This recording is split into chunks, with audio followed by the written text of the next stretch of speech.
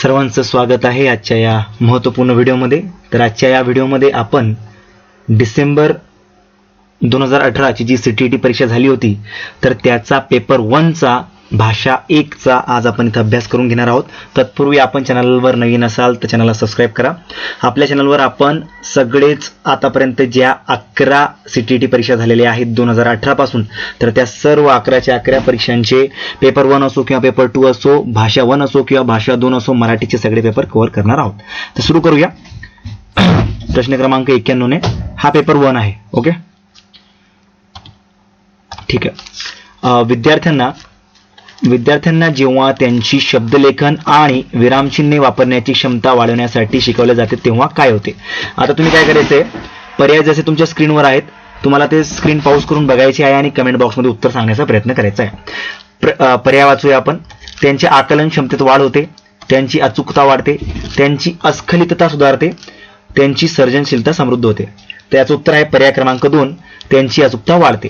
जेव्हा पण आपण विद्यार्थ्यांना शब्दलेखन किंवा विरामचिन्हे वापरण्याची क्षमता वाढवण्यासाठी शिकवलं जाते तेव्हा त्यांचा फायदा काय होतो की त्यांची अचूकता वाढत जाते।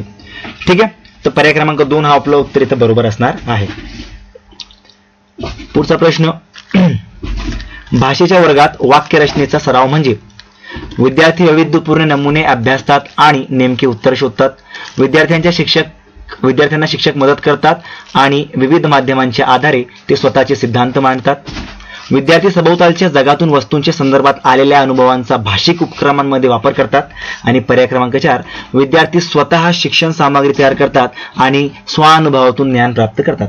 तर याचं उत्तर आहे आपलं पर्याय क्रमांक 3, विद्यार्थी सभोवतालच्या जगातून वस्तूंच्या संदर्भात आलेल्या अनुभवांचा भाषिक उपक्रमांमध्ये वापर करतात किंवा जेव्हा भाषेच्या वर्गात वाक्यरचनेचा सराव केला जातो। पर्याय क्रमांक 3 हे आपलं उत्तर बरोबर आहे।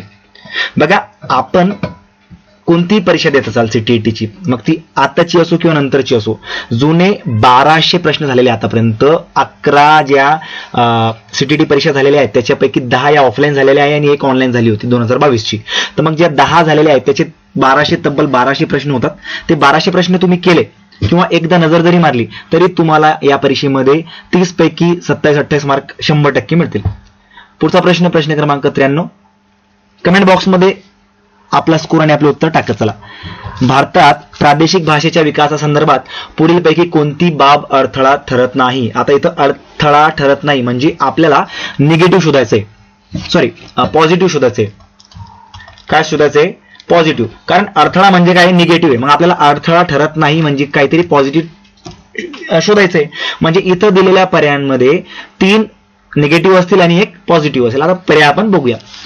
तर ही गोष्ट समजणं खूप महत्वाची। बघा, आपल्याला काय शोधायचं आणि काय नाही। आता याच्यात काय होतं, खूप लोक काय करतात, अडथळा ठरत नाही म्हणले पण शोधायला गेलं काय करतात की अडथळा शोधतात। अडथळा जिथे दिसेल ते उत्तर देऊन टाकतात, त्याच्यामुळे आपला उत्तर चुकतो। आपल्याला इथं अडथळा ठरत नाही बघायचं म्हणजे पॉझिटिव्ह, अडथळ्याच्या विरुद्ध पॉझिटिव्ह। तर बघा, पर्याय वाचूया। लोकांना ही गोष्ट अपरिचित असणे, पर्याप्त सोयी नसणे, हा मुद्दा न समजणे, भाषांतराच्या अडचणी। काय असेल बघा उत्तर आपलं? तर आपलं उत्तर आहे लोकांना ही गोष्ट अपरिचित असणे। भारतात प्रादेशिक भाषेच्या विकासासंदर्भात पुढीलपैकी कोणती बाब अडथळा ठरत नाही, तर ती कोणती ठरत नाही, लोकांना ही बाब अपरिचित असणे। पुढचा प्रश्न, प्रश्न क्रमांक 94, भाषा आकलन म्हणजेच ॲक्वाजिशन म्हणजे काय। तर फक्त आवश्यक शब्दांचा वापर करता येणे, मुलांना मातृभाषेत नीट येण्यासाठी योग्य वातावरण निर्माण केले, व्याकरणाच्या विश्लेषणासाठी आणि आकलनासाठी पद्धतशीर दृष्टिकोन स्वीकारणे, किंवा मानवी मेंदूच्या जन्मजात क्षमतेमुळे भाषा ग्रहणाची प्रक्रिया। तर प्रश्न क्रमांक 94 आपलं उत्तर आहे पर्याय क्रमांक 4 की मानवी मेंदूच्या जन्मजात क्षमतेमुळे भाषा ग्रहणाची जी प्रक्रिया आहे त्यालाच आपण काय म्हणतो, ॲक्वाजिशन म्हणजेच भाषा आकलन आपण असं म्हणतो। ठीक आहे, आतापर्यंत जरी व्हिडिओला लाईक केलं नसेल तर प्लीज लाईक करा, चॅनलला सबस्क्राईब करा। ही जी प्लेलिस्ट दिलेली आहे या प्लेलिस्टमध्ये आपण पुढच्या 20 दिवसांमध्ये तुमचे जवळपास 40 व्हिडिओज घेणार आहोत मराठी भाषा 1 भाषा 2 चे, ज्याच्यात तुम्हाला 100% गॅरंटी देतो की पेपरमध्ये तुम्हाला 30 पैकी 28 मार्क किमान येतील। याच्या व्यतिरिक्त तुम्हाला मराठी भाषेसाठी काहीही करण्याची गरज नाही। पुढचा प्रश्न, प्रश्न क्रमांक 95, एक भाषा शिक्षक लेखन कौशल्य कोणत्या प्रकारे शिकू शकतो। आता तुम्ही याच्यावर काय करायचं की स्वतः विचार करायचा की तुम्ही स्वतः एक भाषा शिक्षक आहात आणि तुम्हाला मुलांचे लेखन कौशल्य वाढवायचे, चांगले करायचे. मग पर्याय वाचूया. द्रुत लेखन म्हणजे डिक्टेशन. आता द्रुत लेखन म्हणजे काय की आपण मुलांना म्हणतो आणि मुलं आपलं ऐकून शब्दशः लिहितात, याला आपण डिक्टेशन म्हणतो. दुसरं आहे मुलांना सुस्पष्ट लिहायला सांगणे. तिसरं आहे बुद्धीला चालना देणाऱ्या युक्ती वापरून मुलांना स्वतःच्या शब्दात लिहायला सांगून. आणि चौथं आहे मुलांना लहान लेख पाठ करण्यास सांगणे. काय असेल बघा आपलं उत्तर. तर आपलं आहे पर्याय क्रमांक 3 की बुद्धीला चालना देणाऱ्या युक्ती वापरून मुलांना स्वतःच्या शब्दात लिहायला सांगून. याने काय होईल की लेखन कौशल्य त्यांचं बेस्ट होऊ शकतं, चांगलं होऊ शकतं, क्वालिटी वाढू शकते. पुढचा प्रश्न क्रमांक 96. अस्खलित भाषा क्षमतेत कोणत्या प्रकारे वाढ करता येते. पर्याय वाचूया. विद्यार्थ्यांशी संवाद साधून. विद्यार्थ्यांना समजत नसेल तर त्यांना गप्प बसवण्यास सांगून. हा पर्याय बिलकुल अपोजिट आहे, चुकीचा आहे. गप्प मुलांना बसवायचं नसतं. तिसरा आहे विद्यार्थ्यांनी केलेल्या चुका तिथल्या तिथं सांगून आणि सुधारून. संभाषणात भाषेचा वापर करण्यासाठी अनुकूल संधी उपलब्ध करून देऊन. काय असेल बघा आपलं उत्तर. तर प्रश्न क्रमांक 94चं आपलं उत्तर आहे पर्याय क्रमांक 4 की संभाषणात भाषेचा वापर करण्यासाठी अनुकूल संधी आपण त्यांना उपलब्ध करून दिली पाहिजे. पर्याय क्रमांक 4. आतापर्यंत आपले 6 प्रश्न झालेले आहेत आणि तुम्ही मला सांगाल की कोणाचा किती स्कोर झालेला आहे. पुढचा प्रश्न क्रमांक 97. भाषा शिकविण्यासाठी तयार केलेल्या आदर्श पाठाची सुरुवात डॅश डॅश यापासून होते. रिकाम्या जागेत आपल्याला भरायचे आहेत.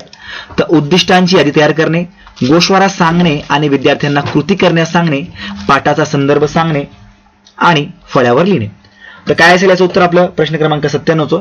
तर पर्याय क्रमांक 2 गोषवारा सांगणे आणि विद्यार्थ्यांना कृती करण्यास सांगणे.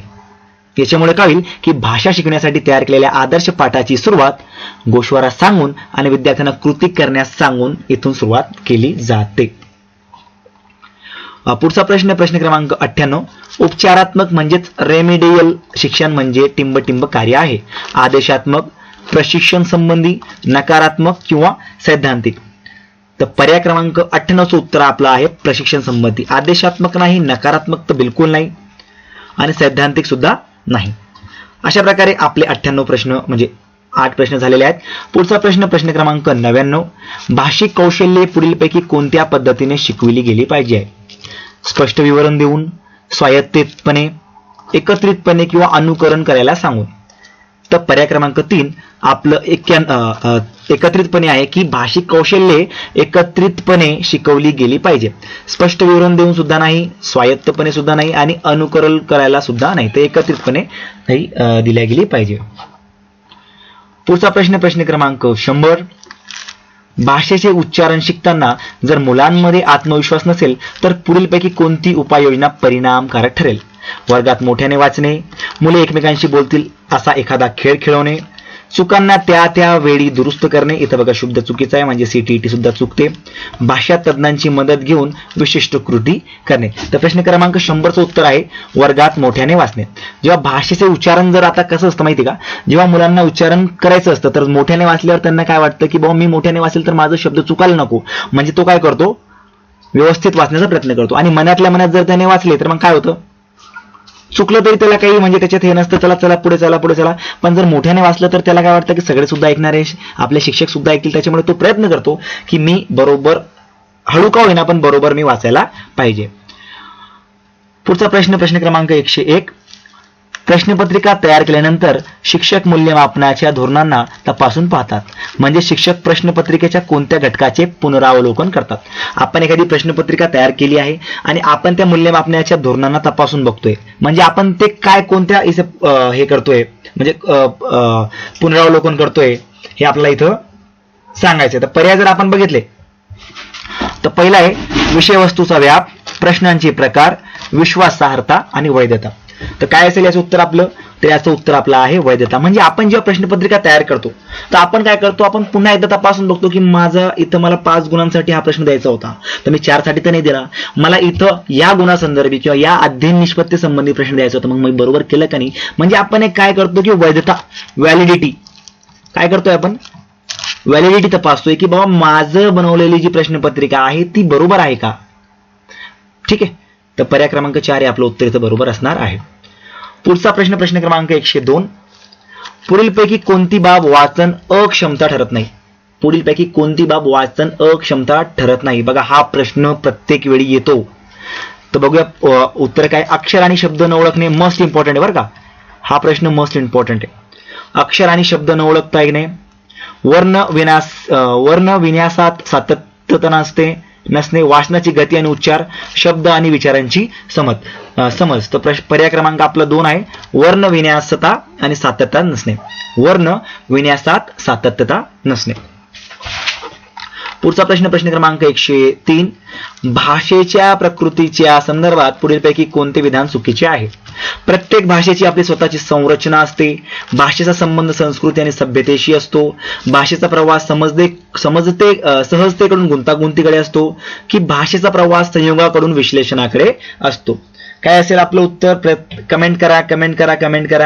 तर आपलं उत्तर आहे बघा, भाषेचा प्रवास हा नेहमी सहजतेकडून गुंतागुंतीकडे असतो. आपण पहिलीच्या मुलाला कधीच व्याकरणाचे मोठे मोठे ओझे टाकणार नाही त्याच्यावर. आपण त्याला अ आ ई पासूनच सुरुवात करणार, म्हणजेच सोप्यापासून अवघडकडे, सहजतेपासून गुंतागुंतीकडे जाण्याचा आपला हा प्रवास असतो. पर्याय क्रमांक 3 हे आपलं उत्तरेचं बरोबर असणार आहे. पुढचा प्रश्न क्रमांक 104. वर्गातील पुढीलपैकी कोणता उपक्रम मौखिक भाषा विकासास उपयोगी ठरेल?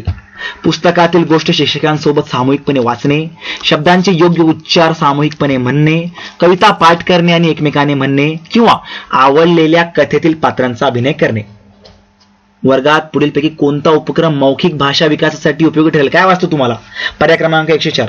तर पर्याय क्रमांक 104चं उत्तर आपलं आहे पर्याय क्रमांक 4 की आवडलेल्या कथेतील पात्रांचा अभिनय करणे. बघा आपण जर एखादी कथा मुलांना शिकवली आणि मुलांना ती आवडली आणि त्याच्यात समजा 2 कॅरेक्टर आहेत, जसं की आता शक्तिमान धरून घ्या फॉर एक्झाम्पल. शक्तिमानमध्ये जर त्याने शक्तिमान बनून तो ऍक्टिंग करू लागला, ओढण्याचा प्रयत्न करू लागला, त्याच्यासाठी डायलॉग म्हणू लागला, जसं शक्तिमान एपिसोडच्या शेवटी काहीतरी आपल्याला गुड मॅनर शिकवायचा, तसं काही करायला लागला, तर याचं काय होईल की त्याला मौखिक भाषा त्याची विकासासाठी तो म्हणजे विकास होईल त्याचा. कारण तो काय शब्दशः त्याची कॉपी करायला जाणार आहे आणि ते कॉपी करताना काय होईल ते तो हळूहळू शिकणार आहे. त्याच्यामुळे मौखिक भाषा विकास त्याचा होत जाणार आहे.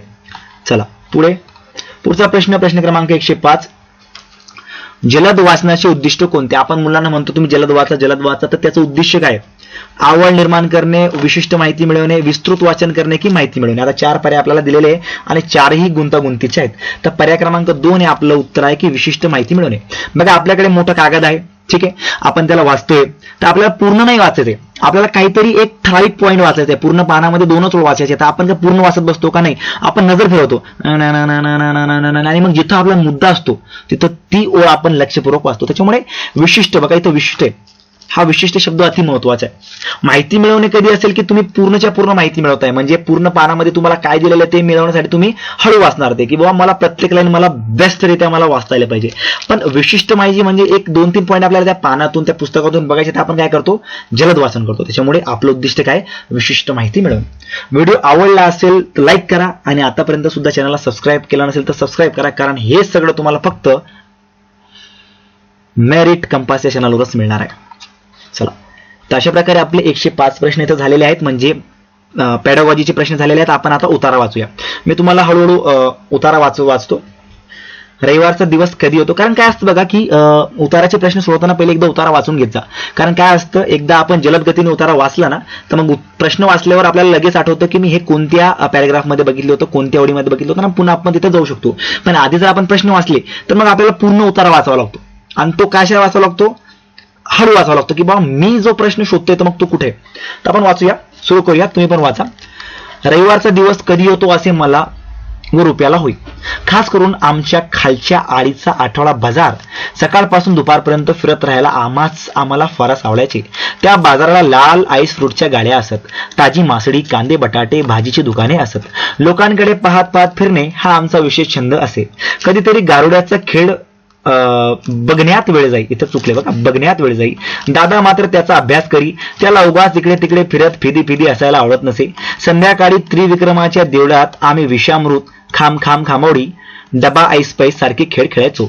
नाहीतर रानावनात भटकून करवंदे, अटके, तोरणे, अडू खात आमचा रविवार जाई. करवंदे नसतील तेव्हा त्या झाडाचे कोडे अंकुर आम्ही सेलून खायचो. त्याच्या पानात पेपाट्या करत एकमेकांच्या कानात पेपे वाजवायचो. यातही दादा कधीतरीच असायचा. तो नसला तरी आम्ही मात्र रविवारी फार हुंदळण्यात घालवत. हुंदडण्यात घालवत असू. थोडक्यात रविवार कधी एकदा येतो असे त्याची आम्ही वाट बघायचो. अचानक आमच्या बाबांची बदली राजापूरला झाली आणि आमचा रविवार बदलूनच गेला. राजापूरचे घर भाड्याचे होते. त्या 2 खोल्या व मारी एवढेच होते. अंगणही चिक्कार मोठे नव्हते, पण एक पडवी होती. तिथे झोपाळा होता. त्यावर बसून परवाच पाडे आणि गाणी म्हणायला आम्हाला आवडायचे.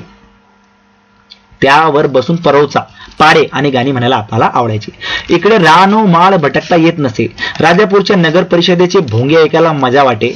तो भोंगा सकाळी 6, दुपारी 12 आणि रात्री 9 अशा काही वेळेला वाजायचा.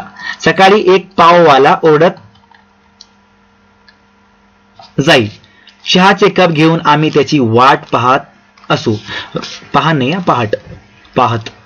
वाट पाहिली तरी बाबा फक्त रविवारीच पाव घेऊन देत असत. रविवारी पाडे म्हणा असे कोणी म्हटले की मला मळमळते. सारखे वाचन करणे मला आवडत नाही. इथं आवडत लिहिले बघा, आवडत नाही. ठीक आहे. दादा मात्र आमच्या वाटणीचीही वाचत असतो. कागदाचा कपटा सापडला तरी तो घेऊन वाचत बसणे त्याला आवडते. जेवतानाही पुस्तक मांडीवर घेऊन तो बरेचदा वाचत असे. तो हुशार होता. त्याचे जास्त कौतुक होई म्हणून माझ्या पोटात बरेचदा दुखत असे. त्याला अभ्यास करून कोणीतरी मोठा ऑफिसर व्हायचे होते आणि रुपयाला पैलवान व्हायचे होते. बाईंनी वर्गात एकदा विचारले की तुम्हाला मोठेपणी कोण व्हायचे आहेत? मी नटी असे उत्तर दिले. बाईंनी आमच्या घरी येऊन माझे उत्तर सांगितल्यावर आईने माझी पाठ मऊ केली म्हणजे त्याला कुठलं धरून. ठीक आहे. चला आता प्रश्न घेऊया. फटाफट होऊन जातील प्रश्न, काही आता एवढी अडचण नाही आहे. एकदा आपण वाचून घेतलं तर मग आपल्याला काय ते आपल्या सबकॉन्शियस माइंडमध्ये बसून जातं की बाबा मी काय वाचले. तर आपल्याला एकंदरीत हा जो लेखकाने त्याच्याबद्दल सांगितलंय की तो आधी एका गावात होता. तिथं तो खूप मजा करायचे, बाजारामध्ये जायचे. त्याचा भाऊ खूप हुशार होता. तो 2 मित्र फिरायचे. त्याच्यानंतर त्याच्या वडिलांची बदली झाली. ते राजापूरला आले. तिथे एवढं सगळं काही नव्हतं आणि शेवटी आहे ते पण दिलेले. तर प्रश्न क्रमांक 106, लेखिका म्हटलंय तर म्हणजे ती लेखिका आहे. ठीक आहे. लेखिकेला कोणत्या गोष्टीचा विशेष छंद होता? सांगा बरं. तर पर्याय क्रमांक 3, लोकांकडे पाहत फिरण्याचा. ते बाजारामध्ये फिरायचे ना, तर त्याचा तिला छंद होता. 107, मळमळणे म्हणजे नेमके काय? एखाद्या गोष्टीचा तिटकारा येणे, एखाद्या गोष्टीचे अप्रूप वाटणे, एखादा पदार्थ कुस्करणे, एखाद्या गोष्टीची भीती वाटणे. काय असेल बघा, तर एखाद्या गोष्टीचा तिटकारा. तिला काय वाटायचं? पाळे म्हणण्याचा तिला तिटकारा व्हायचा म्हणजे मळमळणे व्हायचे.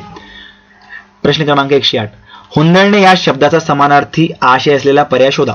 धुडगूस घालणे, शिस्तीने वागणे, धिंगाणा करणे, आरडाओरड करणे. आता शिस्तीने वागणे, धुडगूस घालणे या समानार्थी झाला. धिंगाणा करणे पण समानार्थी झाला आणि आरडाओरड करणे सुद्धा धिंगाणा झाला. तर शिस्तीने वागणे हा पर्याय क्रमांक 2 आपला बरोबर आहे. विरुद्धार्थी आपल्याला शोधायचा इथे. पुढचा प्रश्न क्रमांक 109, लेखिकेला परिसरातील आठवडा बाजारात कोणती गोष्ट मिळत नसते? कांदे, बटाटे, मासळी, करवंद, भाजी. काय मिळत नसे? पर्याय क्रमांक 109चं काय? तर करवंद तिला तिथे मिळत नसते. कांदे बटाटे मिळायचे, मासळी मिळायची, भाजी मिळायची. करवंदे कुठे मिळायचे? तर रानात मिळायचे. प्रश्न 110, पाठ मऊ करणे या वाक्यात कोणता अर्थ अभिप्रेत आहे? पाठ का मऊ केली लेखिकेची आईने? कारण तिला जेव्हा बाईने विचारले होते की बाबा तुला काय बनायचं आहे मोठं होऊन, तर ती काय म्हणाली? ती मला नटी बनायची. मग याला काय, याचं काय? पाठ मऊ करणे म्हणजे बदलणे, चांगलं हाता काढून काढणे, शाबासकी देणे नाही, पाठीशी घालणे नाही, पाठ फिरवणे सुद्धा नाही. तर प्रश्न क्रमांक 110चं उत्तर 1 बदलणे आहे. पुढचा प्रश्न क्रमांक 111, लेखिकेचे पोट कोणत्या कारणास्तव दुखत असे? आईस फ्रूट खाल्ल्यामुळे, भावाचे कायम कौतुक होत असल्यामुळे, झाडाचे कोडे अंकुर सोलून खाल्ल्यामुळे किंवा जेवताना पुस्तक वाचल्यामुळे. तर पर्याय क्रमांक 2 भावाचे कायम कौतुक होत असल्यामुळे. कारण तिचा जो भाऊ होता तो खूप हुशार होता. तो नेहमी पुढे राहायचा, वाचायचा, अभ्यास करायचा आणि तेव्हा त्याचं कौतुक व्हायचं तेव्हा लेखिकेला वाईट वाटायचं आणि त्यालाच आपण काय म्हणतो की पोट दुखणं. पुढचा प्रश्न क्रमांक 112, दादाला पुढीलपैकी कोणती गोष्ट आवडत असे? फिदी असणे, पाण्याच्या पेपाट्या वाजवणे, परोचा म्हणणे की पुस्तक वाचणे. कोणती गोष्ट आवडत असे? तर पुस्तक वाचणे. तो पुस्तक खूप जास्त वाचायचा. तर पर्याय क्रमांक 4 हे आपलं उत्तर बरोबर इथं असणार आहे. पुढचा प्रश्न क्रमांक 113, लेखिकेच्या जगण्यातील एका विशिष्ट दिवसाचा जीवनक्रम कोणत्या कारणास्तव बदलून गेला?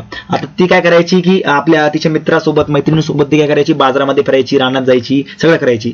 तर गारुडच्या खेळ सुद्धा बघायची. त्याचे काय झालं होतं मग ते की त्याच्या बाबांची बदली झाली होती. मग त्यांना राजापूरला जावं लागलं. त्याच्यामुळे बाबांची परगावी बदली झाल्यामुळे लेखिकेच्या जगण्यातील एका विशिष्ट दिवसाचा जीवनक्रम बदलून गेला. पुढचा प्रश्न क्रमांक 114, तेथे झोपाळा होता. त्यावरून बसून पाढे आणि गाणी म्हणायला आम्हाला आवडायचे. दिलेल्या पर्यायातून वाक्यातील सर्वनाम शोधा. आपल्याला सर्वनाम शोधायचे. सोपा प्रश्न आहे. प्रश्न क्रमांक 114चा.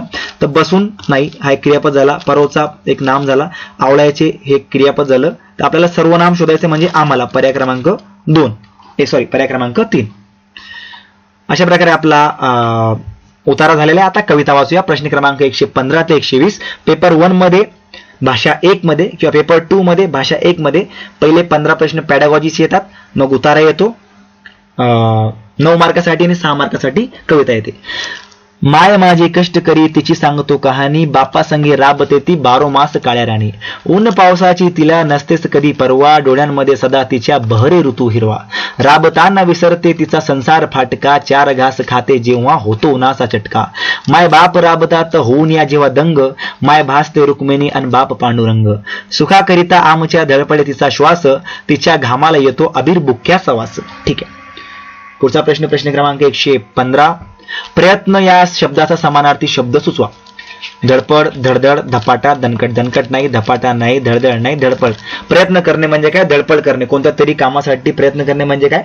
तर धडपड करणे. पुढचा प्रश्न क्रमांक 116. मायेच्या नजरेतून कवीला कशाचे दर्शन घडते? काळे रान, उत्कर्षाचा काळ, ऊन, पाऊस की अश्रू. काय असेल याचं उत्तर? तर उत्कर्षाचा काळ. पर्याय क्रमांक 2.